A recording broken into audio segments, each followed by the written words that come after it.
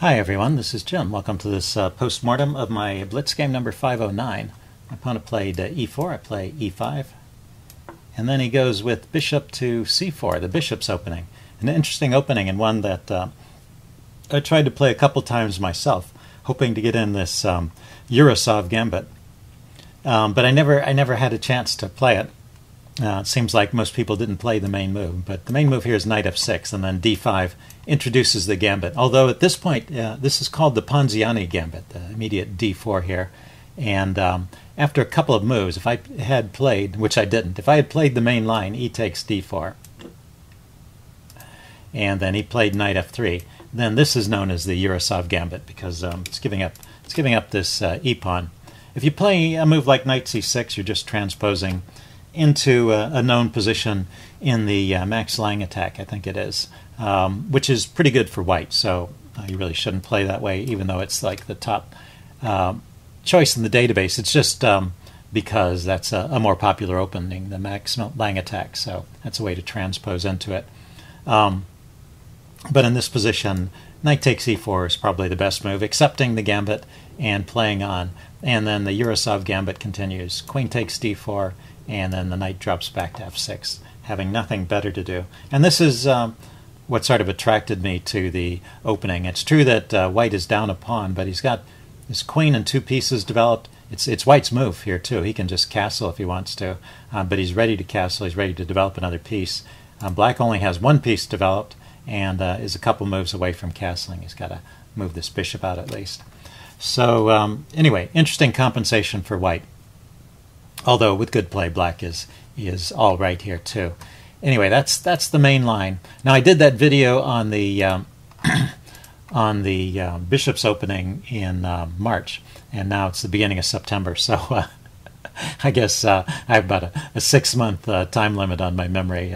You gotta play these things or you don't remember them. Anyway, so I made a mistake right here and played knight takes e4, and this is just not a good move in this position. It's not even a gambit anymore. He gets to take this pawn back, and my knight's a bit exposed, and he exploits that pretty soon.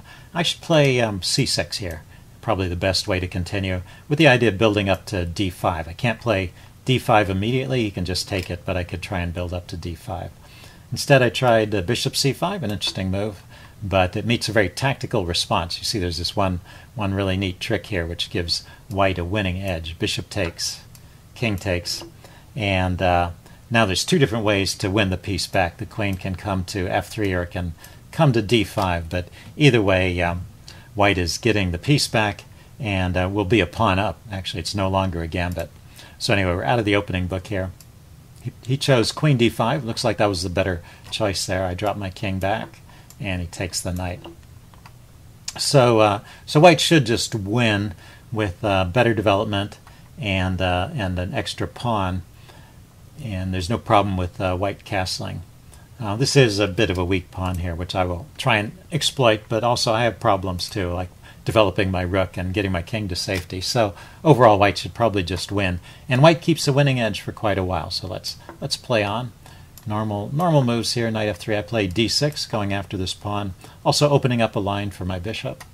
Bishop g5, harassing my queen. Queen e6, castles. And now I play knight c6, going after the e-pawn, and he plays rook e1, defending. And I just take it here, which actually it's a top choice.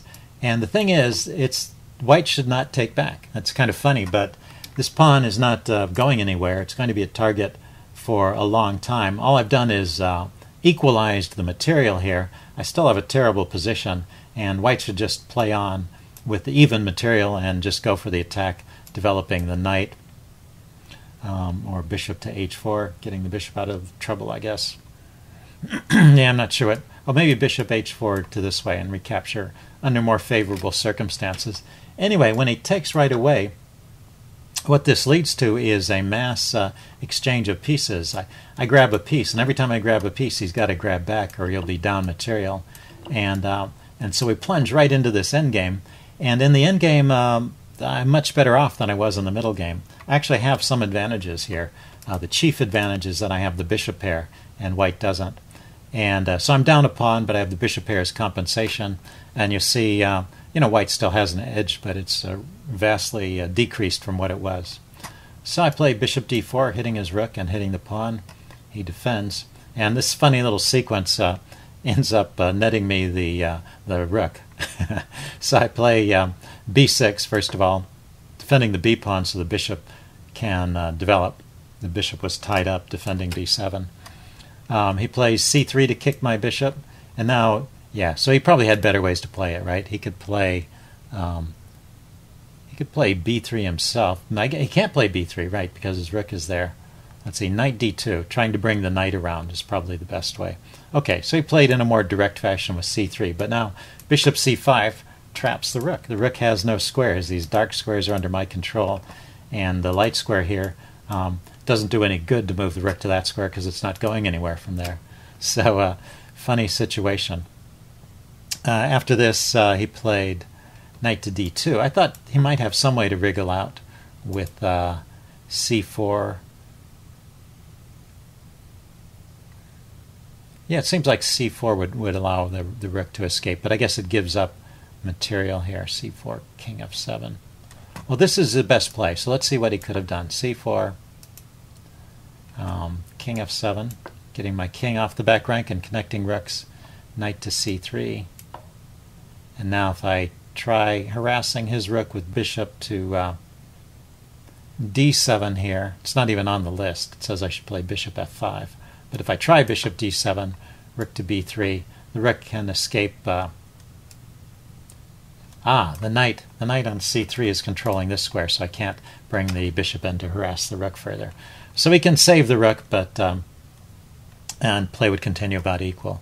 So anyway, he played knight d2 here, and I played bishop d7 going after the rook. And yeah, he's got to give up the rook now. He plays rook takes c5. And I take back. So now we're in a situation where white is up a pawn and I have the exchange, but I've lost the bishop pair. So we've traded advantages, but this position is about even and probably should be drawn, but white has to stay active here. Let's see, he goes knight e4, he goes c4, knight to c5, hitting my bishop, bishop f5, rook e1.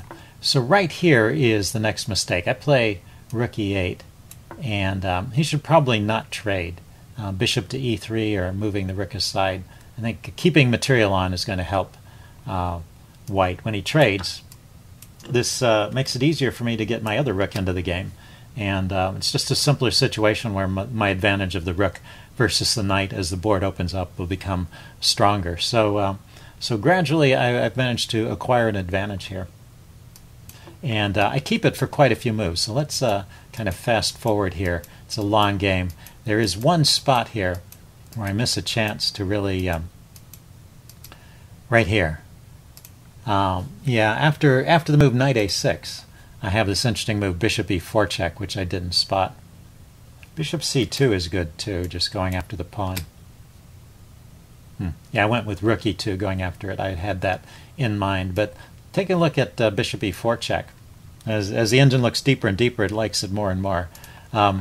There's 2 points here. One is if he blocks with the pawn, I can grab the bishop, and if he takes, he has to take back, and then I can at least pick up another pawn.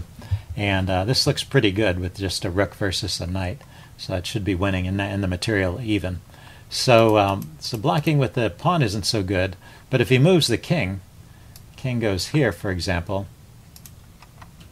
then there's this g5 move, and I'm threatening to kind of trap his king. There's this sequence here, assuming he doesn't, oh, bishop takes a7, so he tries to just grab some more material. That's the top choice anyway.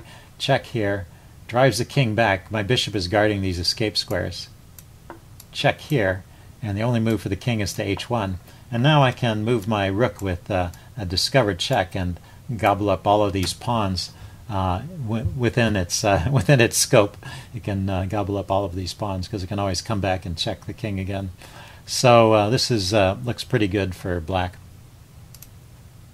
Okay, I played rook e2, missing that chance, and well, the game continues with this kind of +1 advantage to white.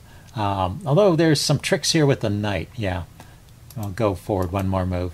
Right here, once again, yeah, I just didn't play this too accurately. So I gave up the g7 pawn here, and in the previous move I gave up this idea of knight a3 forking my pieces, which was good for something. So not precise, but well, the game stays about even, but I lost the winning edge there. But then he didn't find the best move, so I managed to keep that winning edge anyway. And the final mistake, if we get down to it, is right here. It's still about within the range of even. So my inaccuracies have allowed him to kind of equalize once again. But he plays knight takes a4, getting rid of the bishop.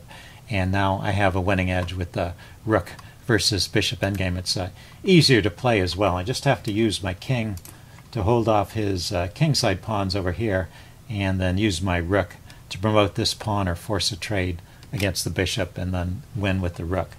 So that's the plan. He pushes on with h5, and then I get my king over to this square here. It's an important idea, putting it on a light square so his bishop can't attack it.